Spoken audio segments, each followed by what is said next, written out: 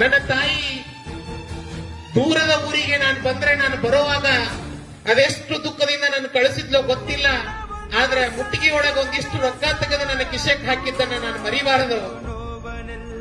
ನನ್ನ ಕಿಶೆಯೊಳಗ ಅದೆಷ್ಟೋ ತುಡುಕ್ ಮಾಡಿ ತನ್ನ ಮನೆಯವರ ಕಡೆಯಿಂದ ಅನಿಸ್ಕೊಂಡು ಕೂಡಿಟ್ಟ ಆ ದುಡ್ಡನ್ನ ಅವರೆಲ್ಲರ ಕಣ್ಮುಚ್ಚಿ ಕಣ್ ತಪ್ಪಿಸಿ ನಿಮಗೆ ಕೊಡುವಾಗ ಅವಳು ಪಡುವಂತ ಯಾತನೆಯನ್ನ ಮರಿಬೇಡ್ರಿ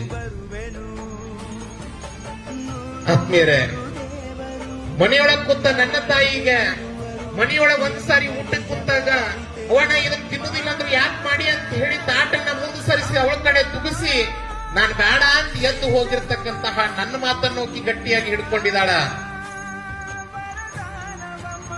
ನಮ್ಮ ಅಪ್ಪನ ಮಾತನ್ನು ಆಕಿ ಅನ್ನಿಸ್ತಾಳ. ಮನೆಯೊಳಗೆ ಹಿರಿಯರಾದ ನನ್ನ ಅಜ್ಜ ನನ್ನ ಆಯಿ ಕೂಡ ಏನಾದ್ರು ಅಂದ್ರೆ ಅದನ್ನು ಮನಸ್ಸಿನೊಳಗೆ ಇಟ್ಕೊಂಡು ಮುಂದೆ ಹೋಗ್ತಾಳಲ್ಲ, ನನ್ನವ್ವ ಎಷ್ಟಂತ ಗಟ್ಟಿಯಾಗಿ ಹಿಡ್ಕೋಬೇಕು ಅದನ್ನ.